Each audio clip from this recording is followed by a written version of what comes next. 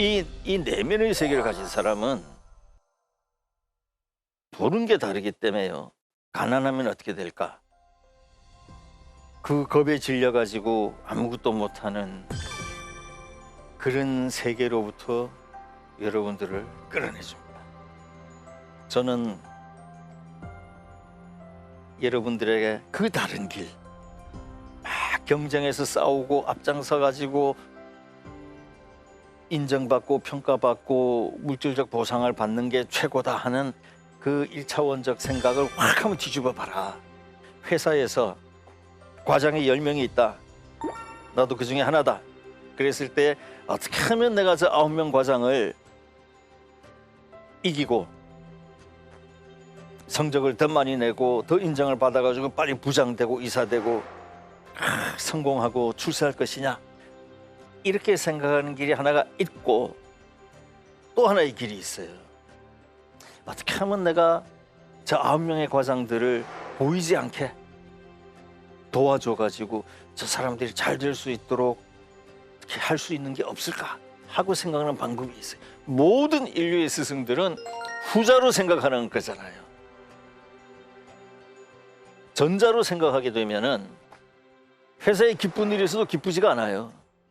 야, 이번에 뭐 3억 불 수수를 받아왔는데 저 박 과장 저놈이 해온 거야. 겉으로는 와, 박 과장 최고야, 박 과장 건배, 박 과장을 위하여, 하지만 속으로 들어가면서 막 미치는 거예요. 조급해지고 자꾸 열등감에 빠지고 그러다가 무리하고. 그렇게 이 인생은 그렇게 못 되는 케이스는 다 비슷해요. 그렇게 가는 거예요. 우리 인간은 어쩔 수 없이 90%의 본능에 따라 살게 돼 있어요. 1%의 비본능이 있거든요. 그 1%의 비본능이 맞다 하고 쫓아가는 게 하나의 방법이에요.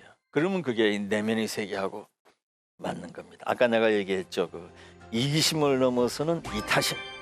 내게 손해가 오고 고통스럽더라도 그걸 해가지고 알지도 못하는 누군가가 행복해하고 즐거워하고 안전해지면 그걸 하겠다는 그 정신으로 우리 인간이 여기까지 살아온 거예요. 만약에 우리 인간이 이기심으로만 살아왔으면 이미 다 멸종되고 끝났죠. 사자나 코끼리나 이런 것들은 뭐 과적 죽여봐야 자기네끼리 아무리 용감한 사자를 한 10마리 죽이고 마는 거예요. 근데 인간은 1000만 명, 1억 명도 죽이잖아요. 그리고 그런 인간들이 이기심으로만 살아왔으면 지금 이 세계가 안 오죠. 우리가 다 이렇게 행복하고 안전하고 한 것은 어떤 인간들인가가 자기 행복을 포기하고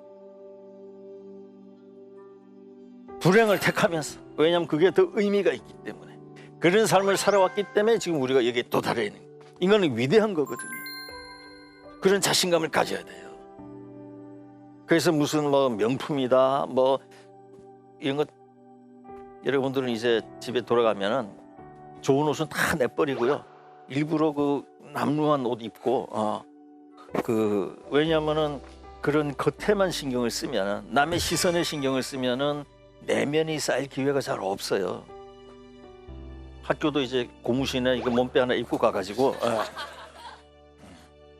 가서 이제 어떻게 내가 이제까지 몰랐던 그 진지한 인간의 내면으로 파고 들어갈 것이냐, 하루 종일 고민도 하고. 밥 안 먹는 것도 아주 좋아요. 밥을 자꾸 먹으면은요, 그거는 우리 그 인간의 아주 이 깊이 있는 지성의 세계보다는 본능에 따라서 움직이는 그 동물 세계에 좀 더 빨리 가는 길이에요. 밥을 안 먹으면 마음이 거룩해지거든요. 깨끗해져요. 그리고 이제 과거를 생각하면은 잘했던 것 잘못된 것들이 아주 이 미세하고 섬세하게 머릿속에 자꾸 되면 잘못된 것에 대해서는 자기도 모르게 눈물도 나고 그래요. 그런 세계를 거치면서 자기를 갈고 닦아 나가는 거예요. 나는 세상에 수없이 많은 사람을 만나봤지만, 그게 뭐 대통령들도 많이 보고 뭐 부자들 뭐 유명한 사람들 지위 있는 사람들 다 만나봤지만, 내가 참 좋아하고 존경할 만한 사람 찾기는 어려웠어요. 근데 딱 한 사람이 있었어요. 그 어느 월요일 아침에 목욕탕을 갔더니 옷을 다 벗고 이제 들어가려고 하는데 누가 뒤에서 저기 선생님 하고 불러요. 그래서 돌아보니까 어떤 한 50대 중반 된 분이 벌써 얼굴이 아주 온화하고 아주 그 이 자신감이 넘치는 그런 멋있는 여유로운 얼굴이에요. 나한테 여기 어디 고급 빵을 파는 빵집이 있습니까? 제과점이 있습니까? 그래서 내가 보니까 자기 옷을 다 입고 있어요. 나는 발가벗고 있고요. 무지하게 화가 나더군요. 그래도 꾹 참고 얼굴이 너무 좋아가지고요. 저기 가면은 뭐 파리바게뜨가 있습니다. 이게 그 새벽에 그 파리바게뜨 뭐 찾기도 쉬운데 그래서 여기 사람이 아닌 것 같아가지고 그랬더니 예, 저는 지난 금요일 날 서울에서 내려와가지고 여기 양로원에 금토일 3일 봉사하고 이제 오늘 새벽에 서울로 올라가려고 목욕을 했는데 그 할머니들 얼굴이 눈에 밟혀가지고 발걸음이 안 떨어집니다. 그래서 빵이나 좀 사다 드리고 가려고 그럽니다. 고맙습니다 하는 거예요. 그래서 내가 문을 열고 옷장문을 열고 그 주머니에 있는 돈을 다 털어서 드리면서 한 30-40만 원 됐을 거예요. 예. 이거 보태서 사주십시오. 그랬더니 아닙니다. 돈은 다 있습니다. 그래서 그래도 좀 저도 동참하고 싶으니까 해주세요. 그랬더니 그중에서 10,000원짜리 3개를 빼가지고요. 3만 원을 빼서 이거면 충분합니다 하고 돌아서는데 정말 그 모습이 내가 평생 좋아하고 존경할 수 있는 사람을 만났구나 하는 생각이 들게 해서 아직까지도 잊혀지지가 않아요. 여러분 반드시 물질적으로 외면적으로 성공하는 것만이 길이 아닙니다. 이 내면의 세계, 가치 있는 내면의 길을 찾는 것이 그 무엇보다도 중요하다는 걸 끝으로 내 얘기를 다 마칠게요. 네, 고마워요. 네, 멘토님의 강연 잘 들었습니다. 이 한국 사회의 가치관이 부재하다. 저는 이 진단을 듣고 굉장히 감명을 받았는데요. 우리 사회를 관통하는 이 가치관이 없으니까 사람들이 오히려 더 유행을 쫓고 남들보다 떨어지지 않으려고 하고 남들만큼 하려고 하고 이런 게 더 심해지는 것 같아요. 어떻게 보셨습니까? 네, 정확한 진단입니다. 네. 지금 우리 한국 사회가 이제 주로 그 외면에 너무 치우쳐 있어요. 쉬운 말로 하면 이제 껍질만 중요시한다는 뜻이죠. 네. 우리 이제 선대의 문제가 전혀 없다고 볼 수는 없지만 네. 그래도 이제 우리 전 제너레이션들은 또 다른 과제가 있었거든요. 우리나라 굉장히 못 살았거든요. 그야말로 그 보릿고개 시골에서 굶어 죽는 사람도 많았어요. 그것이 불과 이제 60-70년 전 얘기인데 그걸 이제 이분들이 다 극복을 해가지고 전 세계 최고들만 입는 걸 우리도 뭐 어렵지 않게 네. 한 3년 저축하면은 하나씩 살 수도 있잖아요. 네. 그러니까 과거를 부정할 것은 아니죠. 굉장히 멋진 이제 이런 현재를 선물을 해줬는데 이제 우리 할 일이죠. 이제 이 가치관 부재의 껍데기만 있는 이 사회를 어떻게 내실 있게 바꿔나갈 것이냐. 그래서 이제 우리 모든 젊은 세대는 도전을 받는데 지금 우리 젊은 세대의 도전이 이제 바로 그겁니다. 어떻게 외관을 극복하고 껍데기를 극복하고 이 내면의 가치를 일으키느냐. 그걸 하기 위해서는 이제 우리가 그 희생자가 돼 갖고는 안 되겠죠. 네. 우리가 이제 자각을 하고 거기서부터 깨어 가지고 이 내면을 가꾸는 내면의 농사를 짓는 그런 일에 이제 우리가 매진하는 것이 지금의 과제라고 생각됩니다. 네. 작가님께서 직접 해보신 수련법이라고 할까요? 내면을 다루는 방법. 예, 네. 저는 이제 그 여러분들과 대학 1학년, 2학년 이 무렵에요. 저는 이제 한 3가지 정도로 했다고 볼 수가 있는데 하나는 아주 잔인한 독서를 했습니다. 이 세상에 인간이 쓴 책이란 책은 다 읽어보자. 분야불문하고 중류불문하고. 그래서 그 문학은 말할 것도 없고 사회과학, 뭐 자연과학, 심지어는 뭐 종교 모든 책을 통해 가지고 그 인간이 생각했던 것은 다 이렇게 흡수를 하려고 했던 게 하나의 방법이고요. 또 하나의 방법은 이제 물론 사색입니다. 끊임없이 생각하는 거죠. 네. 나는 누구냐, 어디서 와서 어디로 가느냐, 뭐를 할 것이냐, 뭐가 옳은 것이냐 이런 걸 이제 끊임없이 사색을 했고요. 또 하나는 이제 역시 물질 부분을 어떻게 완전히 포기할 수는 없으니까. 네. 그래서 내 스스로 이제 돈을 벌기는 틀린 사람이라고 생각을 했기 때문에 어떻게 이 돈 없는 상태를 극복할 것인가를 연습을 많이 했어요. 그래서 이제 돈이 없으면은 맛있는 걸 잘 못 먹잖아요. 심지어는 끼니를 못 누울 때도 있잖아요. 네. 그래서 이제 한 7끼, 8끼 이렇게 굶는 훈련을 많이 했어요. 네. 이 사람이 자꾸 굶으면은 처음에는 한 끼만 굶어도 화가 나고 막 눈도 뜨기 싫고 굉장히 삶이 저주스럽고 그렇거든요. 근데 이제 2끼, 3끼, 4끼 이렇게 굶으면은 이 새로운 세계가 전개가 돼요. 마음이 아주 가벼워지면서 정신이 고요해지고 깨끗해지고 평상시 생각 못하던 게 깊이 생각이 되고 평상시에는 내가 남에게 그렇게까지 내가 잘못했다는 거는 전혀 인식도 못했는데 깊어지면 내가 그 순간 그 친구에게 이루 말할 수 없는 잘못을 했구나 이런 걸 느끼게 되고 물질의 세계에 부유하고 있던 데에서 쭉 잠재시 깊이 가라앉으면은 느끼는 것도 많고 보이는 것도 많거든요. 그래서 모든 수련하고 수도하는 사람은 다 일단 굶는 거거든요. 그리고 그렇게 굶고 나면은 자신감이 생겨요. 그거 뭐 밥 몇 먹기 못 먹고 이런 거에 뭐 사람이 휘둘리지 않기 때문에 아주 자신감 생기 좋습니다. 네. 또 하나는 이제 돈이 없으면은 또 누추하게 보이잖아요. 명품 이런 거 못 입잖아요. 뭐 신발 같은 것도 다 아주 제일 값싼 거 신어야 되잖아요. 그래서 이제 그런 거 훈련하기 위해서 일부러 옛날에 이제 30년 전에 아버지가 입던 그런 옷들이요. 네. 그것만 입고 다니면 사람들이 다 쳐다봐요. 젊은 애가 뭐 저런 걸 입었지 그런 걸 입고 다니고 하면서 이제 남의 시선을 받는 연습을 많이 했죠.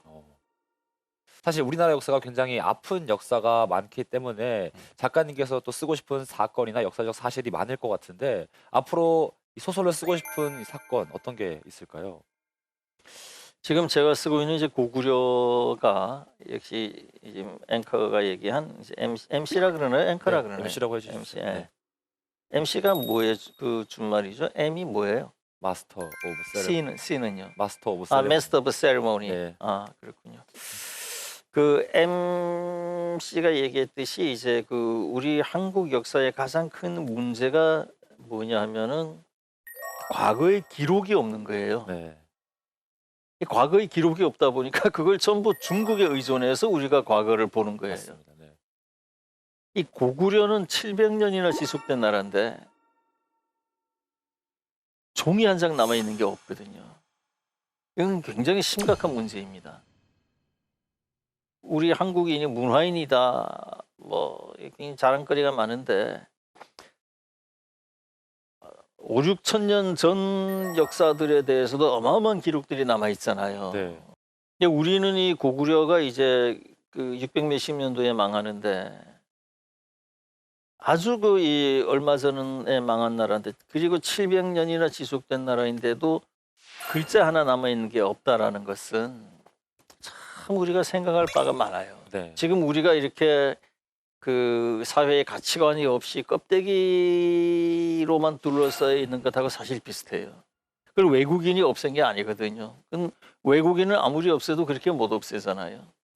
그러니까 일본 핑계대고 중국 핑계대는 그런 게 아니고 기본적으로 우리 한국인들이 그런 종류의 어떤 안타까운 점이 있습니다. 그래서 이제 내가 지금 이 고구려를 집중적으로 쓰고 있는데 이 네. 중국이 이제 그 팽창함에 따라서 중국이 우리나라 역사를 몽땅 가져가거든요. 네. 얼마 전에 미국 의회에서 그래 고구려가 한국의 것인지 중국의 것인지 우리가 한번 판정을 해보겠다.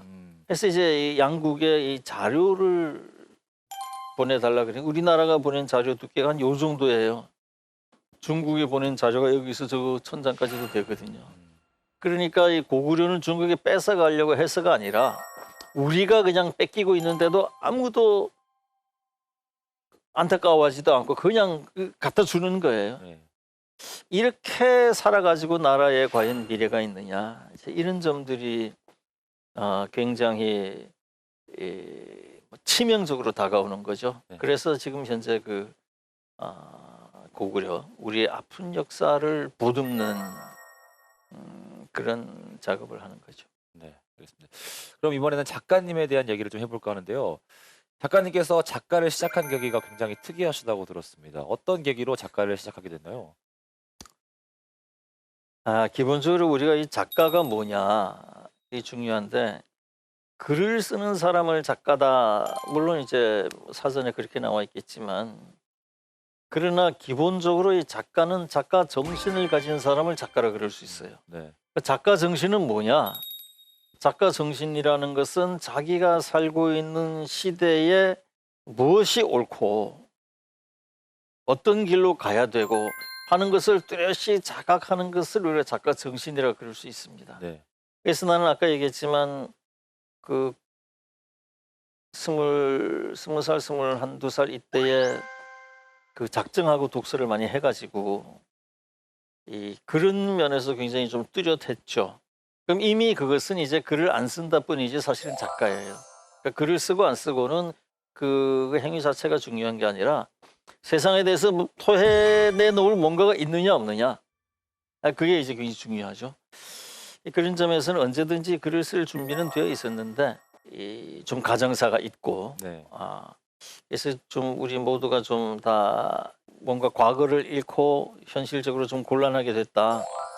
그랬을 때 내가 이제 그러면 내가 글을 써보자 하고 시작을 한 거죠. 네. 마지막으로 멘토님께서 꿈꾸는 한국 사회 어떤 모습인지 말씀해 주시죠. 참 그 모습이 많지만 아까 내가 마지막에 얘기했듯이 그 눈으로 보이는 그 외관의 모습에만 기울지 않고 인간으로서 의미 있는 삶을 마음껏 살아내는 그런 사회가 되었으면 하는 게 나의 바람입니다. 네. 네, 이번 순서는 방청객분들의 시간입니다. 질문 있으신 분들은 질문해 주세요. 그동안 책을 정말 많이 쓰셨는데 그중에서 가장 애착이 가는 작품이 있으신가요? 예, 그 애착이 가는 작품들이 몇 가지가 있습니다. 의미가 있는 것이 이제 그 무궁화꽃이 피었습니다. 그것은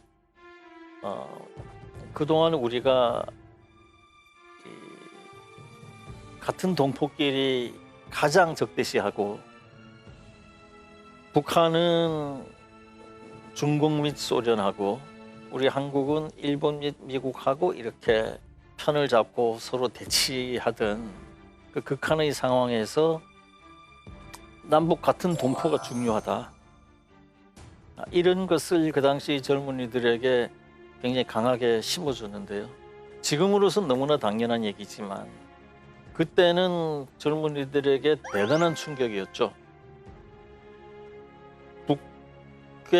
북한이라는 것은 이 세상에서 가장 먼저 다 죽어야 되는 나라인데 우리가 동포이고 같이 뭘 해나가자 이런 것이 굉장히 신선하게 충격이 되었고요.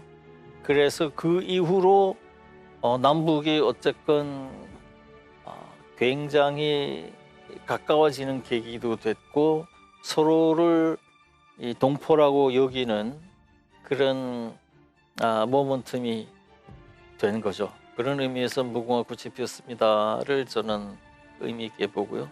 또 하나가 지금 쓰고 있는 고구려입니다. 이게 우리의 700년 역사를 중국이 가져가는 데에 대해서 우리가 그냥 있다는 것은 말이 안 되죠. 그런 점에서 이제 이 고구려를 쓰는데 이 삼국지보다 재미나게 쓰자. 우리 역사니까 일자 이것은 내가 이제 작가로서 자존심의 허락을 안 했고 삼국지라는 책이 상당히 그게 좋은 책도 아니거든요. 이게 다 어떻게 사람을 이용해 먹느냐는 곤무술수지. 아까 내가 얘기했듯이 어떻게 저 사람을 위해서 내가 날 던지느냐. 이런 이타심하고는 너무가 거리가 먼 이기심의 극치이기 때문에 그 책을 우리 한국인들이 그렇게 손에서 놓지 못하는 한 이 중국의 고구려를 뺏길 수밖에 없다. 그래서 내 고구려를 쓰면서 이제 삼국지보다 재미나게 쓰자고 결의를 했던 게 굉장히 의미가 있고요. 지금 현재 6권까지 끝냈는데 아주 그 기쁘게도 삼국지보다 훨씬 재미있다 하는 생각들이 아주 많습니다. 네, 좋습니다. 소설의 소재로 민감한 일들을 많이 다루시는데 혹시 취재 과정에 어려움은 없으셨는지? 그 무궁화 꽃이 피었습니다를 처음 썼을 때에 검찰 또 안기부, 그러니까 지금이 국정원이죠. 거기서 이제 바로 연락이 왔었죠. 근데 그 책들에 대해서는 사람들이 평가가 다 엇갈렸는데 오히려 국정 안기부장이 이건 너무나 좋은 책이다. 또 그 국군 보안사령부 같은 데서도 보안사령관이 이거는 뭐 우리 대한민국 국민들의 애국심을 한껏 고취시키는 좋은 소설이지 그게 뭐 북한을 이롭게 한다는 그 하부 구조의 판단하고 달라가지고 나를 수사를 하고 조사를 해서 처벌을 하겠다고 전화가 온 사람들을 그들의 그 두목들이 아주 우습게 만들어 버렸죠.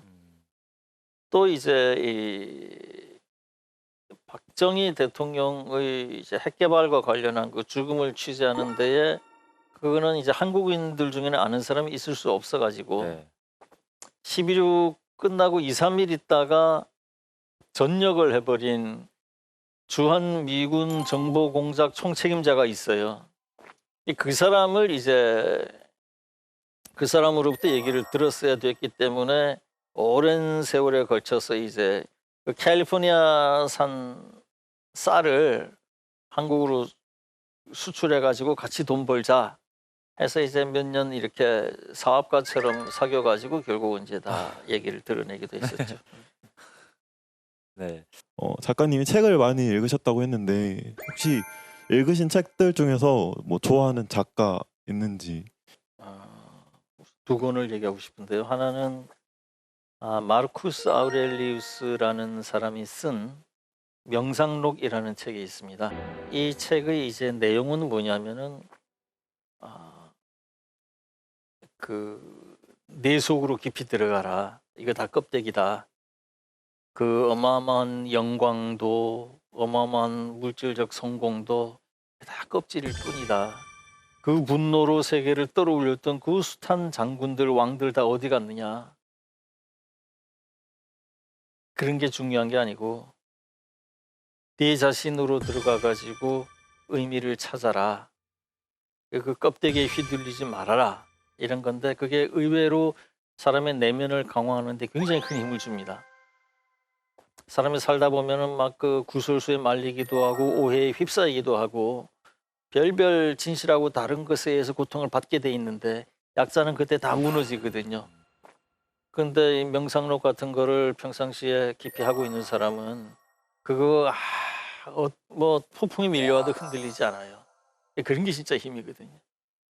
근데 이 명상록은 이게 굉장히 읽기가 어렵습니다. 그래서 여러분들이 인터넷에 페이터의 산문 명상록 이렇게 같이 쳐보면은 페이터라는 학자가 명상록을 읽고 이렇게 그 A4 용지 한두 장 정도로 요약해 놓은 게 그게 굉장히 명문이에요.